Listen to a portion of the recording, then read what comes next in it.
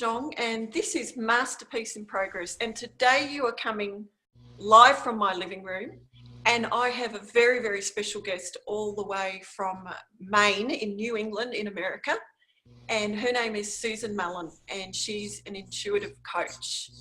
And I want to just give you a little bit of background about this chat, because this is actually the second time that Susan and I have attempted this.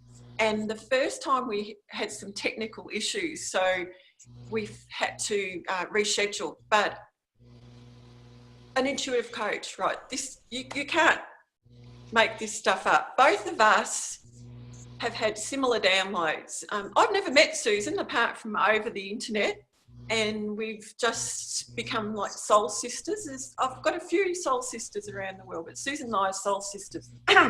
Sorry, this is my dog keeps boofing me with her head. We both couldn't think. Normally I have a script of questions for people that I interview, and for some reason I kept getting blocked on this, and I couldn't feel comfortable about what I was going to ask. And I reached out to Susan, and oddly enough, she was exactly the same.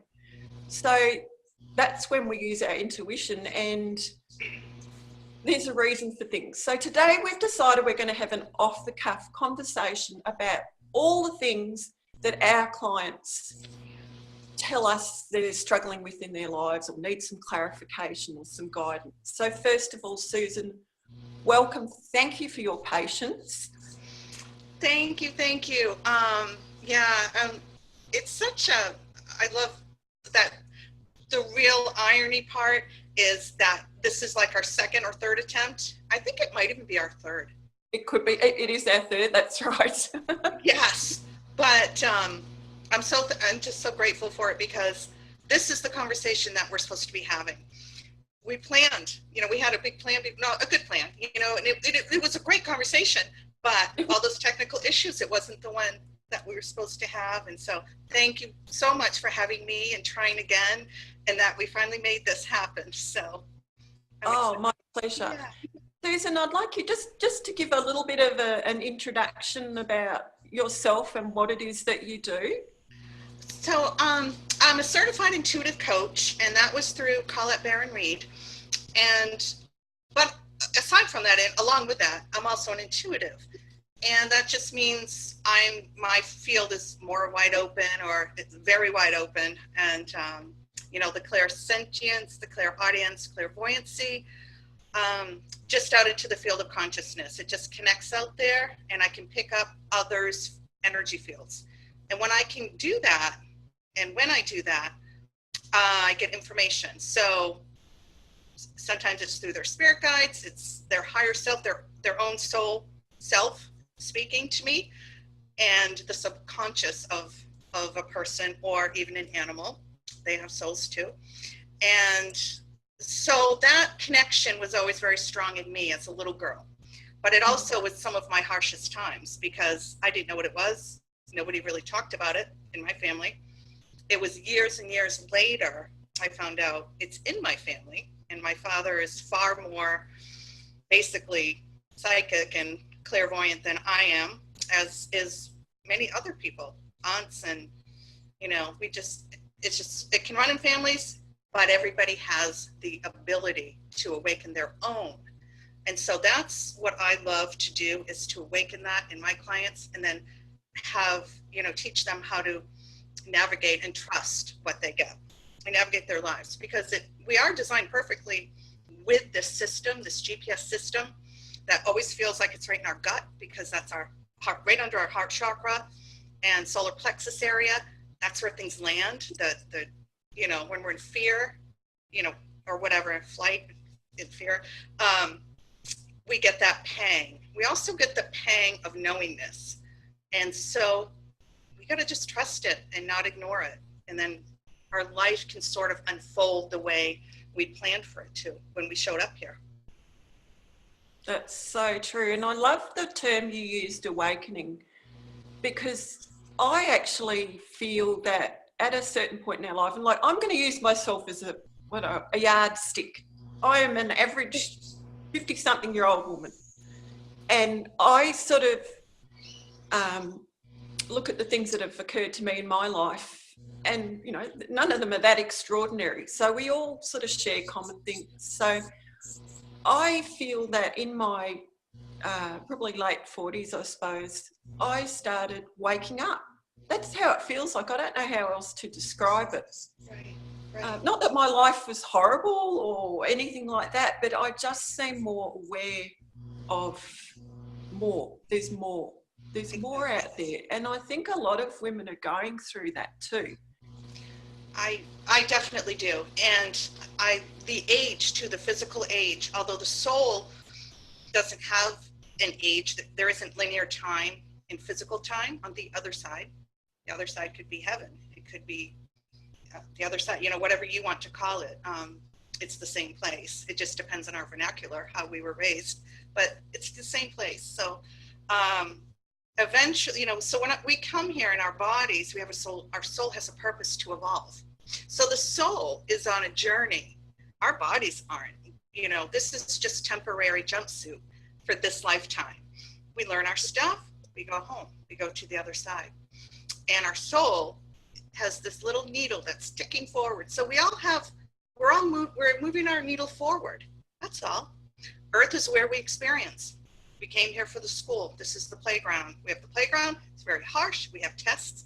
We have timeouts. You know, we may diverge for 4 years and make a free will decision that isn't really on our path that we lined up, but it's part of the scenery. So eventually we're going to come around the corner and our soul is going to go boom. Whoa, whoa, whoa. That was a great vacation. Can we wake up? You know, I want to speak to you a little louder now. That usually, not usually, but often happens right around the age you were saying to a lot of my clients, to myself. And we're sort of out of, sometimes we're just coming out of the numbing years of something. Maybe we were just wrapped up in, you know, our raising children and having a great life or not so great life. But suddenly the children are gone, or you're laid off from the job, or you find yourself single, you know, unexpectedly or unplanned. It happens. So then we have that breath, and we can take a breath and listen to our soul if we choose to. Listen to the next right step. It's there. We just have to trust it and take the big leaps. Oh, wow, that's so true. And that's right. A lot of our clients or women in our circles or groups, community, are going through that. And so normally, as I said, normally I have a script of questions, but today I have a post-it note. I love that. Nice colour too. And that's what I thought. I went through and thought of some of the challenges that women are going through. And hey, if there's guys watching this, I'm sorry if you think I'm excluding you, I'm not, but I deal with women. But, you know, maybe it might help you to watch it and learn a bit more about the women in your life too. So I want to pick some topics and let's have a bit of a chat about them. One of the big ones that comes up for my clients is procrastination. And why do you think that pops up? What is it trying to tell us? Is it giving us a message? Yes, it is. It certainly is. It's a symptom, and it's a tool that the mind/ego uses, right? So we have mind, body, spirit, and soul. Spirit and soul is sometimes interchanged, but in short, the spirit is the personality of the soul's incarnation. I don't have to go deep into that. But the mind, you know, the mind, body, we'll say mind, body, and spirit. So we have our mind essence, which is where our ego resides. Ego is about protection, looking right, doing the right thing, not wanting to be wrong, wanting to fit in, wanting to be part of the crowd, not being, you know, out there alone with your own gifts, but wanting to blend in, not make a ruckus, not make a, you know, statement. So when we have a project in front of us or something big we want to do, say we want to write, say we want to make this big decision, or finally lose the weight, or finally blah, blah, blah, our mind is going to take over a little bit and remind us, and this is subconscious too, put us in protection mode. What if you don't finish? How is that going to look? What if no one likes it? What if you're wrong? What if it stinks? What if? What if you're ridiculed? Blah, blah, blah. So the more we can just kind of not start, we're not committed to it. We're not really committed to something we haven't started. So that is what I've found. I have procrastinated a lot, in my life, absolutely. And sometimes I take breaks, and sometimes I suggest to my clients taking a break from something, a little break, not a big break, but a planned, like little rest spot, a little island to sit on for a moment, to get more information, to get downloads, and then continue on, get more. Because when you start something, sometimes we do rush into things really too fast. Like I think of us trying to chat and trying to set this up. Today was the right day. And I feel like it's part of the energy of the planets and everything else going on, the eclipse, that is supporting us. So that's also going to support people. And they're, because they feel like they're always stopping and starting, that it's wrong. It's not always wrong. Everyone's different. So get through it. It's not a race. You're just here to just get your part done and to be you, and let someone else finish a project their way, or start and finish something their way. So procrastination is wanting to be like everyone else and do it the same way, sort of. Yeah. Yeah. And I think, well, obviously we talk about ego. Ego to me is fear as well. And as you said, it's the fear of what if I fail, it's too big. Or maybe it's also setting unrealistic goals and expectations. We're very, very hard on ourselves. And I actually got I saw it the other day, and I've put it on one of my pink Post-it notes. What's the next best step? The next, like, try and not set too much, just do little things. And right. And progress. Take not perfection. Yeah, and take the pressure. We're very hard on ourselves. We are. But then to look at, where did that come from? Who was hard on themselves that we learned that from? What patterns of behavior did we grow up around? A lot of that is passed down subconsciously. So maybe you're not harder on yourself. Maybe we just learned to be. Like, whose opinion really matters more than your own, and belief in yourself has to trump. I can't believe I said that word. Has to be better, and has to believe than caring what others think. Caring what you think about you matters more. Absolutely. And I think that's another thing in this age group too. I know personally, it was the era I was born in, and the socio-economic area I was brought up in, and but boy, there's times I still care about what other people think, but not to the degree that I used to. And out of all the self-limiting beliefs that I've been able to deal with, that is the biggest. And I think a lot of women, I hope, can hear this. Caring about others is one thing, but running your life by other people's opinions and agendas is just a no-win situation, and it just causes pain. It does, and that's when we get stuck and off track and off path, because we weren't designed to do that. We learned it. So our soul knows, okay, we're getting a little too humanistic here. You're buying into all this ideology. Go back to the beginning, go back to your truth center, go back to your intuition, and say, who am I? Why was I here? How was I created? Who created me? I was perfectly created. So if we know that and we believe that, then what is in us to come out and do and be can't be wrong. Can't be wrong. We can learn and accept a lot of wrong for us ways of doing and being. They may not be wrong for others, but if something is wrong for you or me, like, we know it. We do know it deep down. We get stuck when we're struggling to conform to something that isn't for us, or to stay complacent in a place that isn't for us anymore. We outgrow and we out-evolve things, people, jobs, houses, friends. We're supposed to take our lessons, move on. Yeah, and I think too, when you do run your life by that agenda of other people's opinions, you can become really resentful too, because it keeps you stuck. It does. And it takes away your power. It takes away your voice. It takes, someone else is the puppet master of your life. You're just hanging by the strings, going along with the wind, not in control of your own life. You have to be the leader of your life.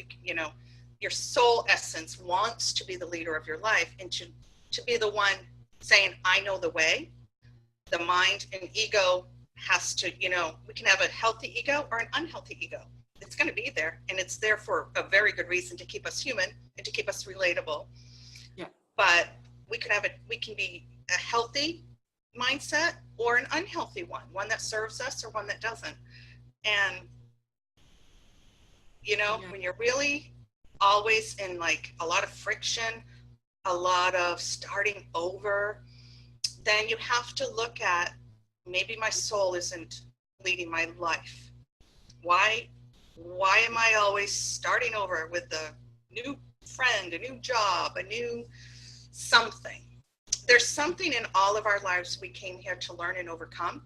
And when we learn self-love, healing tools, a lot of things we pull back, we bring from our past lives that weren't healed when we transitioned in that life. So we'll pick it up again in a different life. And a lot of that is a lot of cord cutting and uprooting a lot of roots. Yeah. But it can be done. We can also self-heal.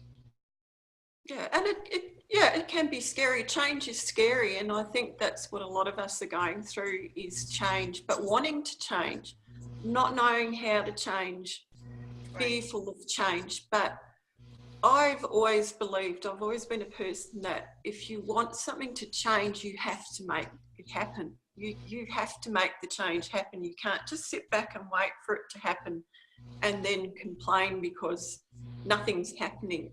And I know that I guess it's just that time of our lives to take that leap of faith in ourselves, which comes back to our intuition again, doesn't it?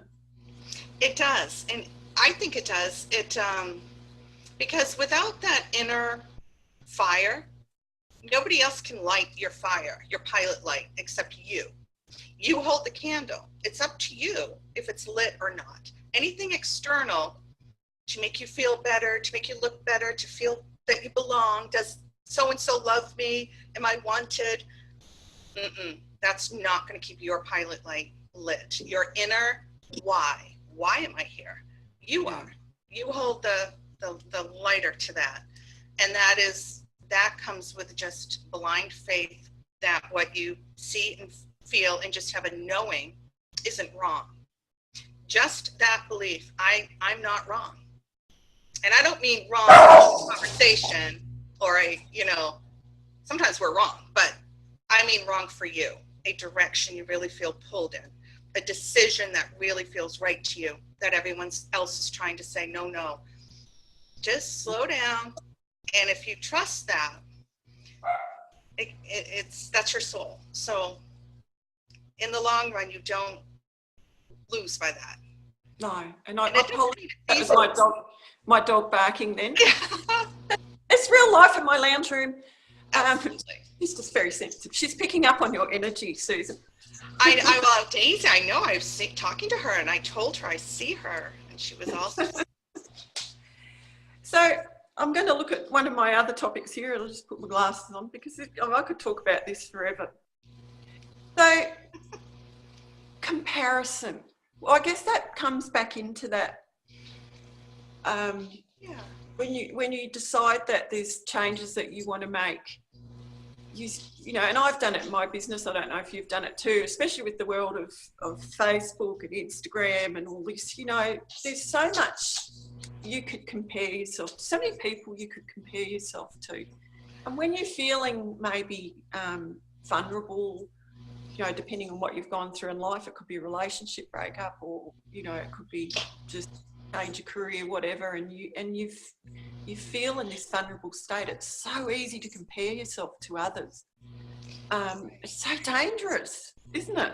Well, it is, and it's extremely counterintuitive to why we are born. We chose to come into this life to evolve our soul. Part of that is going to have people affect our lives. And our job is to remain true to ourselves in our job description, to come here, light up the world in some way, do something positive for somebody else, alchemy, you know, there's something here. So how could it be possible I could compare myself to another female about my age doing her work? Her work is not mine. Her body is not mine. Her parents are not mine. That is, when we can look at something and go, it is counterintuitive, then we can let it go. We can release the ideologies that, honestly, we learn.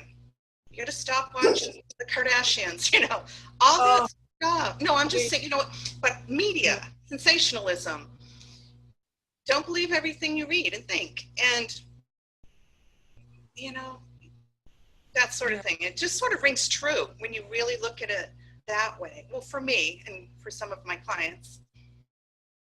Yeah, and I mean, I guess it goes through cycles because, you know, we've both got daughters in our 20s and they're being brought up in this age of comparison. And then it's kind of like, you know, even you look at the movie stars who have babies and next week they've got flat stomachs, or the women our age who aren't allowed to age, you know, they've got to still be shown in bathing suits at 60, like Christy Brinkley or whatever. And you think, it's unattainable, it's so not real. So we're all going through that at different ages. And so how do we come to that self-acceptance and just love who we are as we are without the wrappings? Right, exactly. And, you know, and I've done it too. And when I do look at some of the maybe supermodels or other people, and I go, wow, look at their resources. Look at what they're valuing right now. Sometimes I did not have that experience when I had my children. I was not, it wasn't very pretty for me. No, but what I concentrated on, I loved my daughter, and I, you know, rather than focusing on my body, I focused on her body. Or anybody can do that. Then, you know, when we get our strength, and obviously nobody knows what we wake up to and have to do in a day. Nobody but us. So that's another comparison that is false. It's like very illusionary. So it's an illusion. Christy Brinkley doesn't even look like that. So, you know, and we don't know what she came here to do or be either. So she's on her journey, and it's hers has a very physical element to it. Some people have a very spiritual element to it. And when we can just know what ours is and really remember who we are that way, the other stuff won't matter. You just realize, wow, at least she's keeping up her end of her job. I mean, she's still modeling at 60, you know. Yeah. So she's still at least authentic to who she is and always was. And that, you know, if we can be that way too, you know, then that's all that really matters. Yeah, it's so true. Yeah. It's such a weird time, you know. I think it's to the age that you're in, but also in the world. It's just like we're all waking up and we're all questioning, and I know it's probably got a lot to do with what's going on in the world. But it's kind of like you get a fire underneath you, and you just know that it's time. It's time for you to start living your life. And That was another thing I wanted to talk to you about, because we have discussed this before, both being empaths. And I was speaking to a lady the other day about it, you know, particularly like I have to be honest, I've heard headlines about things that are happening over there. I don't partake in even looking at the news on the internet. I just can't. But being around people that have negative energy, especially if they're in your family or your close circle of friends or work or whatever, and you know, you can't just avoid people forever. You have to be around these people. How can we protect ourselves when we are sensitive souls? Right. Great. Absolutely. And I agree with you that a lot of the world energies and everything going on in the world, everyone is trying to really, we're all being pulled, really pulled to be authentic right now, because all of these shakeups, every world wound that's happening, the flare up of what's really diseased in the world, oh, they're everywhere. Things we thought were over a century ago are back. So we have these reminders. Again, this is Earth School. This is Earth School. This generation it's not healed yet. I don't want to get away from what you asked. No, that's all right. But so with that is knowing what something is and who somebody is, and knowing and looking at somebody, like people in our lives that we can't avoid. It's not that maybe we don't even love them, but the energy is harsh. It's because one of you, two of you, whatever, are emanating and navigating their lives from different essences. Someone is very soul-centered and soul-led. They have soul sight. Perhaps you, Susie, I know you have soul sight. And I know that about you. So if you come into contact with somebody still in their old wounded ego mind essence, old competition, maybe a competitive relationship, somebody who's still trying to be in the same label they were with you 20 years ago, rather than, hey, tell me what you're doing now. Explain your coaching. What do you mean intuitive? Tell me about that. I'm really interested. They won't most likely be saying that. They're not interested in your growth because it's scary. You've changed, but you've evolved. So you're running into that field of resistance. Just your energy recognizes it. So what do you do to protect it? Number one is awareness that you know it exists. When you know something exists that has hurt you before or is hurtful, it can't hurt you again when you know what it is, because you can expect it and you can know the source. So when you know the source of someone, it's like they're just choosing not to grow right now. They're just choosing to have me in their life the old way, the way that makes them more comfortable, not being, super interested in me and my growth and what I could, have this up-leveled relationship and conversation. So it's sad in a way when people can't have that with you, but knowing it is just sort of, we're on different levels of ascension. That's all. That's really all it is, but it's not always easy. So you just avoid the big, deep stuff. You avoid being, when you are hurt, recognize it. And if they say hurtful things, it still hurts. We're still human. But to immediately bounce it off mirrors, just put mirrors around you before you're having lunch or family dinner or something. Put mirrors around you. Just close your eyes, face them outward, and go, let me be in my light, and let all negativity go right out back. Any negativity that comes to my energy field cannot hurt me today. Boom. You can do that every morning. And it works. It really does work. It works for me. Right. Oh, I've got to do that. Yes. And I think too, I've noticed as I've changed, I make people uncomfortable, and I've had this conversation before, because it makes people, when you grow and you change, it affects other people. You don't think it does. Why do you think that is? Well, I believe that people get uneasy when they see someone else truly authentic and they perhaps are not. They know deep down they're still not authentic, maybe in what they're doing. They're still choosing something about themselves. It's always a reflection of the person, not of you, because growing and evolving and changing is normal. I mean, I don't like that word, but it's natural. So that's what we're here to do. Someone who isn't and prefers you, which you are a reflection of them, and they are a reflection of you. You know, when they're still going like that because you're shining and you're being you and your soul, you know, it just reminds them. It's a reminder of where they are. And it's a subconscious, energetic reminder. So the mind ego comes right in and goes, protection, protection.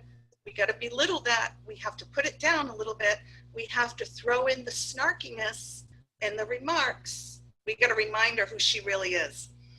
And that is learned behavior. It's adult bullying. And it is one of the most apparent things to me about people. Apparent. Oh, yes, because and I think it's you too, Susie. I think it is to you too. Yeah. You can't not see that from a soul site. And it's not that I'm soul sighted every second of every day. I'm absolutely not. I'm affected too. I do my own work. It takes a lot of work for me, to be a healed, good day me. I have days I can't work and don't work, and I need to be quiet, and I need to be alone, and I need my salt therapy. I need my animals. I may go off and cry for 2 days because I'm purging a lot of stuff as well. A lot of stuff that I see and do with animals in the world and people, but I love it. It keeps me strong. So when I get to talk to you like this, I even feel like I'm stronger than the conversation we had, because you and I are both just conduits right now for spirit. Oh, love that. I'm a conduit. Yes. I guess I'd like to just talk a bit about why I do what I do, you know, and I know a lot of people in my circle don't understand, and that's fine, but it's just this feeling that when you see people in pain, or you see people stuck or hurting or wanting more and they don't know how to get it, I can't ignore it anymore. It's like I am here to be someone that can support these women that are going through this, because we've all been through crap stuff in our lives, you know, divorces and blah, blah, blah. And there is so much goodness out there. There is so much wonderful life to be had. And I see a lot of women who don't like to appear vulnerable. They don't want people to know they're not coping, or they really want something, but they don't. They're worried about what other people think. And I think that you and I are here to shake stuff up today and just go, look, we've got one chance at this. You know, especially when you get to this point in your life. You know, I'm 54. That you look back and there's a big chunk of your life is gone. Not, you know, it's been enjoyed, it's been lived. It's not like we've lost something. But now is the time to go, right, what is it that I really, really want to do? Why am I here? That old why am I here question. You know, I know it sounds a bit sort of corny, but it is true. You wake up in your 40s, 50s, and you want to know why you're here. What's it all about? And I'm here to say to women, as you are, there is so much in the world that you can have. There is so much joy. You can do anything. I don't give a shit what anyone thinks about me anymore. I used to, and we're talking about swearing. I never used to swear, but I swear now. Who cares? Who cares? You know, I've just got to the point where I don't really care what other people think. Doesn't mean that I don't care about people's feelings and that I want to hurt people. And a bird just flew past the window. Daisy.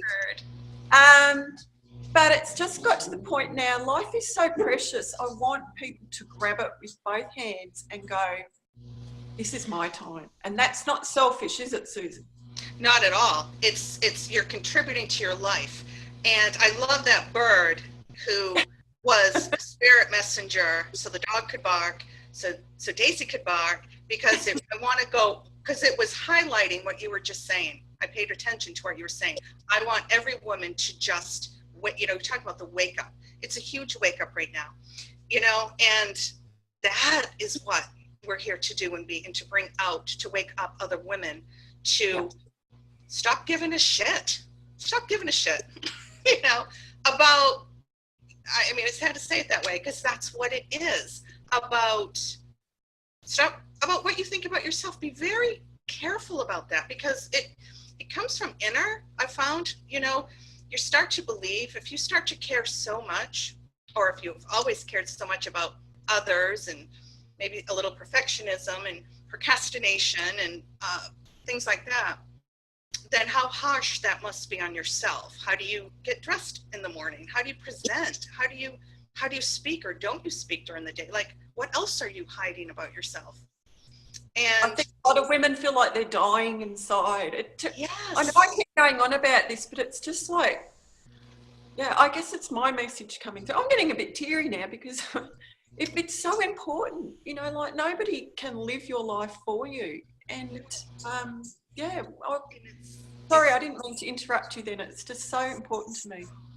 It is important to say I want you to, this is conversation too, and I don't want to interrupt you, and I don't want to keep talking either, but I agree that it's just time to stop caring about anything on the outside of ourselves and to really start turning that inward.